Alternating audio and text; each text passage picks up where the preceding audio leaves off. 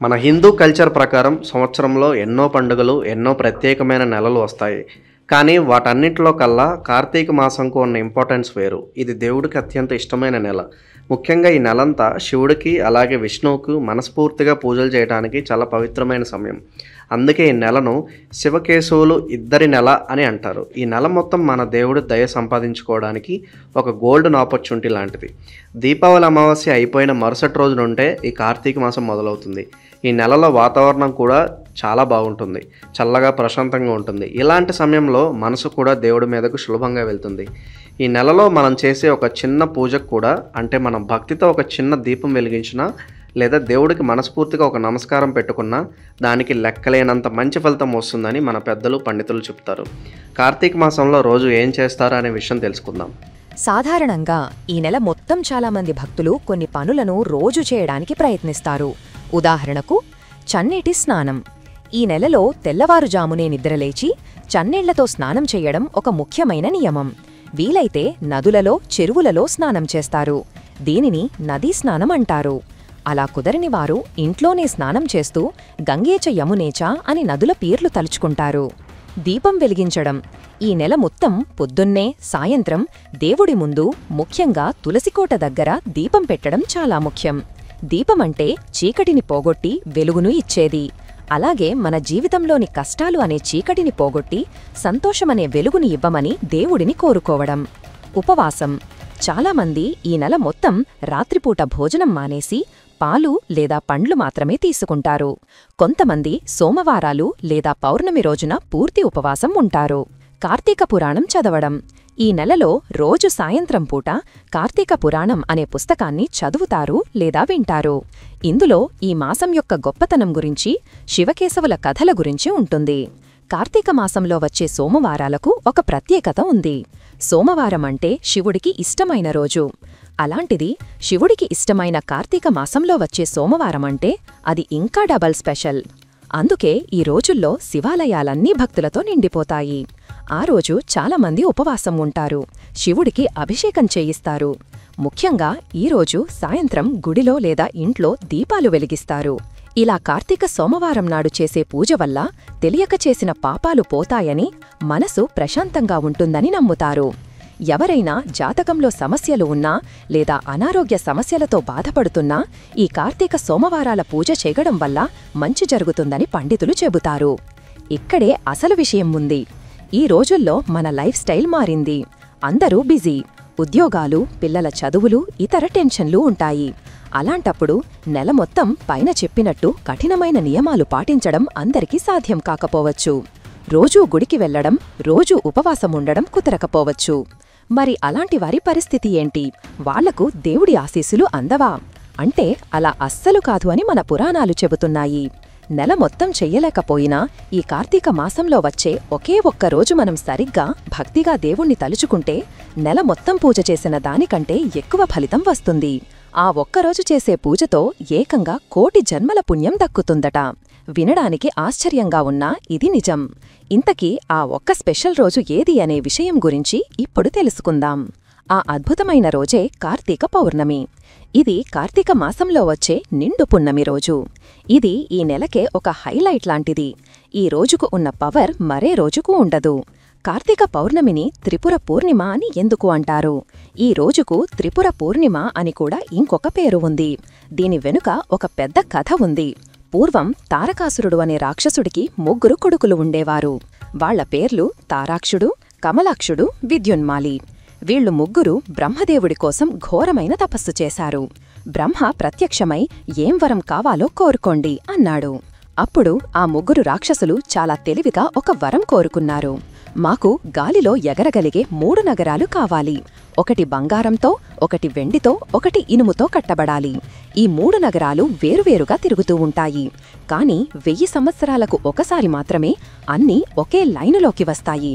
ఆ టైంలో ఎవరైనా ఒకే బాణంతో ఆ 3 నగరాలను ఒకేసారి నాశనం చేస్తేనే మాకు మరణం రావాలి. వేరే విధంగా మాకు చావు ఉండకూడదు అని కోరుకున్నారు. బ్రహ్మ సరే అని ఆ వరం ఇచ్చేశాడు. ఇక ఆ 3 నగరాలను వాళ్లు త్రిపురాలు అని పిలిచేవారు. ఆ వరం పొందిన గర్వంతో వాళ్ళు దేవతలను మంచివాళ్లను చాలా ఇబ్బంది పెట్టడం మొదలుపెట్టారు. వాళ్లను ఎవరూ ఏమీ చెయ్యలేకపోతున్నారు. అప్పుడు దేవతలందరూ కలిసి విష్ణువు దగ్గరకు, ఆ తరువాత శివుడి దగ్గరకు వెళ్లి మొరపెట్టుకున్నారు. అప్పుడు శివుడు ఆ రాక్షసులను నాశనం చెయ్యడానికి సిద్ధమయ్యాడు. భూమిని రథంగా, సూర్యచంద్రులను చక్రాలుగా, మేరు పర్వతాన్ని విల్లుగా, ఆదిశేషుడిని అల్లేతాడుగా, సాక్షాత్తు విష్ణువునే బాణంగా చేసుకుని ఆ యుద్ధానికి బయలుదేరాడు. కరెక్టుగా ఆ 1000 సంవత్సరాలు పూర్తయ్యే రోజు రానేవచ్చింది. ఆ 3 నగరాలు ఒకే లైనులోకి వచ్చాయి. అప్పుడు శివుడు తన పాశుపతాస్త్రంతో ఒకే దెబ్బకు ఆ 3 నగరాలను కాల్చి బూడిద చేశాడు.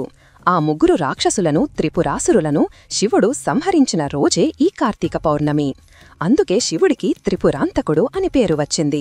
లోకాలను కాపాడిన ఆ రోజున దేవతలందరూ సంతోషంతో దీపాలు వెలిగించి పండుగ చేసుకున్నారు. అందుకే ఈ రోజున మనం దీపాలు వెలిగిస్తే శివుడు చాలా సంతోషిస్తాడు. కార్తీక పౌర్ణమి నాడు మనం ఏం చెయ్యాలి అనే విషయం గురించి ఇప్పుడు తెలుసుకుందాం. సరే, ఈ రోజు చాలా పవర్ఫుల్ అని తెలిసింది కదా. మరి ఆ రోజు మనం ఏం చేస్తే మంచిది? ముఖ్యంగా 2 పనులు చెయ్యాలి. 365 వత్తుల దీపారాధన. ఇది చాలా ముఖ్యమైనది. 360 వత్తులు మనకు పూజా సామాగ్రి దొరికే షాపులలో దొరుకుతాయి. ఈ 360 వత్తులు దేనికి గుర్తు అంటే మన సంవత్సరంలో ఉండే 360 రోజులకు గుర్తు. కార్తీక పౌర్ణమి రోజు సాయంత్రం సూర్యాస్తమయం అయిన తరువాత ఈ 360 వత్తుల కట్టను ఒక మట్టి ప్రమిదలో పెట్టి దానికి ఆవు నెయ్యి లేదా నువ్వుల నూనె వేసి వెలిగించాలి. ఆవు నెయ్యి వాడటం అన్నిటికంటే బెస్ట్. అది కుదరకపోతే నువ్వుల నూనె వాడవచ్చు. ఈ దీపాన్ని ఇంట్లో దేవుడి గదిలో వెలిగించవచ్చు లేదా తులసికోట దగ్గర పెట్టవచ్చు. ఇంకా మంచిది ఏమిటంటే దగ్గర్లో ఉన్న శివాలయానికి వెళ్లి ఆ గుడిలో వెలిగించడం. దీనివల్ల లాభమేంటి? మనం ఈ ఒక్కరోజు ఈ దీపం వెలిగిస్తే దాని అర్థం మనం ఆ సంవత్సరం మొత్తం అంటే 360వ రోజులు ప్రతిరోజు దీపారాధన చేసినట్లే లెక్క. అంత గొప్ప పుణ్యం, అంత మంచి ఫలితం ఈ ఒక్క దీపంతో మనకు వస్తుంది. అందుకే నెల మొత్తం దీపం పెట్టలేకపోయిన వాళ్లు కూడా ఈ ఒక్క రోజైనా ఈ దీపాన్ని తప్పకుండా వెలిగిస్తారు. కొంతమంది ఈ దీపాలను అరటి దొప్పలలో పెట్టి వాటిని నదులలో వదులుతారు. దీనిని దీపదానం అంటారు. అంటే మన దీపాన్ని దానం చేయడం. ఇలా చేయడం వల్ల మన ఇంట్లో కష్టాలు, బాధలు అన్నీ ఆ నీటితో పాటు కొట్టుకుపోయి మన లైఫ్ వెలుగుతో నిండిపోతుందని ఒక నమ్మకం. శివుడికి రుద్రాభిషేకం. కార్తీక పౌర్ణమి రోజున శివుడికి అభిషేకం చేయించడం అనేది మాటల్లో చెప్పలేనంత మంచిది. అభిషేకం అంటే ఏమిటి? సింపుల్గా చెప్పాలంటే శివలింగానికి స్నానం చేయించడం. మనం రోజు స్నానం చేస్తే ఎలా ఫ్రెష్గా ఫీలవుతామో అలాగే దేవుడికి కూడా పాలు, పెరుగు, తేనె, నెయ్యి, పండ్ల రసాలు, కొబ్బరి నీళ్లు, గంధం, విభూది వంటి వాటితో స్నానం చేయిస్తాం. అందులోనూ రుద్రాభిషేకం అంటే చాలా పవర్ఫుల్. రుద్రం అనేది వేదాలలో ఉన్న ఒక గొప్ప ప్రార్థన. ఇది శివుడిని పొగుడుతూ ఉంటుంది. పండితులు ఆ రుద్రం చదువుతూ శివలింగానికి అభిషేకం చేస్తారు. ఇందులో ఇంకా గొప్పది మహాన్యాసపూర్వక రుద్రాభిషేకం. మహాన్యాసం అంటే పూజ చేసే పండితులు ముందుగా ఆ శివుడి శక్తిని తమ శరీరంలోకి ఆహ్వానించి ఆ తరువాత అభిషేకం మొదలుపెడతారు. ఇది చాలా పెద్ద ప్రాసెస్ మరియు చాలా శక్తివంతమైనది. కార్తీక పౌర్ణమి లాంటి పవిత్రమైన రోజున మనం ఈ రుద్రాభిషేకం చేయిస్తే దాని ఫలితం 1000 రెట్లు ఎక్కువగా ఉంటుంది. శాస్త్రాల ప్రకారం ఈ ఒక్క అభిషేకం చేయించడం వల్ల మనకు తెలియకుండా ఈ జన్మలోనే కాదు, పోయిన 1,000,000 జన్మలలో చేసిన పాపాలు కూడా పోతాయట. అంటే మన చెడు కర్మం మొత్తం పోతుంది. ఇది చేయించడం వల్ల మనకు అష్టైశ్వర్యాలు కడుగుతాయి. అంటే 8 రకాల సంపదలు. అవేమిటంటే డబ్బు, ఆరోగ్యం, మంచి పిల్లలు, చదువు, ధైర్యం, కీర్తి, విజయం మరియు మనశ్శాంతి. ఇవన్నీ ఆ శివుడి దయ వల్ల మనకు కలుగుతాయి. సత్యనారాయణ స్వామి వ్రతం. కార్తీక పౌర్ణమి రోజు విష్ణువుకు కూడా చాలా ఇష్టమైన రోజు. అందుకే చాలామంది ఇళ్లల్లో ఈ రోజు సాయంత్రం సత్యనారాయణ స్వామి వ్రతం చేసుకుంటారు. ఈ వ్రతం చేయడం వల్ల ఇంట్లో ఉన్న డబ్బు కష్టాలు తీరిపోతాయని, అన్ని శుభాలే జరుగుతాయని, కుటుంబం అంతా సంతోషంగా ఉంటుందని నమ్ముతారు. గుడిలో కూడా ఈ వ్రతం సామూహికంగా చేస్తారు. అక్కడైనా పాల్గొనవచ్చు. పౌర్ణమికి ముందే వచ్చే క్షీరాబ్ది ద్వాదశి. కార్తీక పౌర్ణమికి 2 రోజుల ముందు ద్వాదశి వస్తుంది. దీనిని క్షీరాబ్ది ద్వాదశి అంటారు. ఇది కూడా చాలా ముఖ్యమైన రోజు.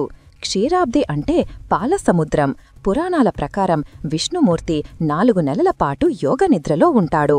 ఆ నిద్ర నుండి ఆయన సరిగ్గా లేచే రోజే ఈ క్షీరాబ్ది ద్వాదశి. ఆయన పాలసముద్రంలో నిద్రలేచి లక్ష్మీదేవితో కలిసి తన భక్తులను ఆశీర్వదించడానికి వస్తాడు. ఈ రోజున సాయంత్రం పూట తులసికోట దగ్గర ఒక స్పెషల్ పూజ చేస్తారు. తులసి మొక్కను సాక్షాత్తు లక్ష్మీదేవిగా భావిస్తారు. అలాగే ఉసిరి చెట్టును విష్ణుమూర్తిగా భావిస్తారు. ఈ రోజున ఒక ఉసిరికొమ్మను తీసుకువచ్చి తులసికోట దగ్గర పెడతారు. ఆ రెండింటినీ లక్ష్మీనారాయణులుగా అనుకుని వాటికి పెళ్లి చేస్తారు. ఇది చూడటానికి చాలా బాగుంటుంది. ఈ పూజ చేయడం వల్ల సాక్షాత్తు లక్ష్మీనారాయణులను మన ఇంటికి పిలిచి పూజించినట్లు అవుతుంది. దీనివల్ల ఇంట్లో ఎప్పటికీ డబ్బుకు లోటు ఉండదు, అఖండ ఐశ్వర్యం లభిస్తుందని నమ్మకం. పెళ్లయిన ఆడవాళ్లు ఈ పూజ చేయడం వల్ల వాళ్ల భర్త ఆయుష్షు పెరుగుతుందని కూడా నమ్ముతారు. ఈరోజు కూడా తులసి కోట దగ్గర చాలా దీపాలు వెలిగిస్తారు. సరే, ఇప్పటివరకు చెప్పినవన్నీ గొప్ప పూజలే. కాని కొంతమందికి కార్తీక పౌర్ణమి రోజు కూడా ఆఫీస్ ఉండవచ్చు, లేదా ఒంట్లో బాగుండకపోవచ్చు, లేదా వేరే ఏదైనా ముఖ్యమైన పని ఉండవచ్చు. వాళ్ళు ఈ 365 వత్తుల దీపం పెట్టలేకపోవచ్చు, అభిషేకం చెయ్యించలేకపోవచ్చు. మరి అలాంటి వాళ్ళు ఏం చెయ్యాలి? దేవుడు మన దగ్గర నుండి పెద్ద పెద్ద పూజలు, ఖరీదైన కానుకలు కోరుకోలు. ఆయనకు కావలసిందల్లా కొంచెం భక్తి, మంచి మనసు మాత్రమే. మీకు పైన చెప్పినవి ఏవీ చెయ్యడానికి టైం లేకపోయినా కనీసం ఈ సింపుల్ పనులు చెయ్యండి. 1. ఆ రోజు దగ్గరలో ఉన్న ఏదైనా గుడికి వెళ్ళండి. శివాలయమైతే మరీ మంచిది. అక్కడ ఒక్క 5 నిమిషాలు కూర్చుని మనస్ఫూర్తిగా దేవుడికి నమస్కారం చేసుకోండి. 2. మీరు చెయ్యగలిగితే ఒక్క ఆవు నెయ్యి దీపమైన గుడిలో వెలిగించండి. 3. మీకు గుడికి వెళ్లడం కూడా కుదరకపోతే ఇంట్లోనే దేవుడి ముందు కూర్చుని ఓం నమః శివాయ లేదా ఓం నమో నారాయణాయ అనే మంత్రాన్ని ఒక 108 సార్లు చదువుకోండి. 4. ఆ రోజంతా ఉపవాసం ఉండటానికి ప్రయత్నించండి. అది మీ ఆరోగ్యం బట్టి నిర్ణయించుకోండి. పూర్తిగా ఉండలేకపోతే కనీసం రాత్రిపూట అన్నం తినకుండా పాలు లేదా పండ్లు తీసుకోండి. 5. ఆ ఒక్కరోజైనా ఎవరిమీద కోప్పడకండి, ఎవరిని తిట్టకండి, చెడు మాటలు మాట్లాడకండి, మనసును ప్రశాంతంగా ఉంచుకోండి. 6. మీకు వీలైతే ఆ రోజు ఒక పేదవాడికి అన్నం పెట్టండి లేదా డబ్బు సహాయం చెయ్యండి. కార్తీక మాసం అనేది మనకు దేవుడితో అనుసంధానం అవ్వడానికి ఒక గొప్ప అవకాశం. ఈ నెల మొత్తం దేవుడి శక్తి భూమి మీద చాలా ఎక్కువగా ఉంటుంది. ముఖ్యంగా కార్తీక పౌర్ణమి రోజు ఆ ఎనర్జీ పీక్స్లో ఉంటుంది. అలాంటి పవర్ఫుల్ రోజున మనం చేసే చిన్న పని అయినా సరే దానికి చాలా పెద్ద ఫలితం వస్తుంది. నెల మొత్తం పూజలు చెయ్యలేకపోయామే అని అస్సలు బాధపడకండి. ఆ ఒక్క రోజు అంటే కార్తీక పౌర్ణమి లేదా క్షీరాబ్ది ద్వాదశి రోజున మీకు వీలైనంతలో భక్తిగా ఉండండి. ఒక చిన్న దీపం వెలిగించండి, లేదా శివుడికి ఒక అభిషేకం చేయించండి, లేదా కనీసం మనస్ఫూర్తిగా ఓం నమః శివాయ అని జపం చేసుకోండి. ఆ ఒక్కరోజు భక్తికి ఆ శివకేశవులు ఇద్దరూ సంతోషించి మనల్ని, మన కుటుంబాన్ని చల్లగా చూస్తారు, మన కష్టాలను తీరుస్తారు, మనకు కావలసిన మంచి ఆరోగ్యాన్ని, సంతోషాన్ని, డబ్బును తప్పకుండా ఇస్తారు. కాబట్టి ఈ కార్తీక మాసంలో వచ్చే ఈ గొప్ప అవకాశాన్ని ఎవ్వరూ వదులుకోవద్దు.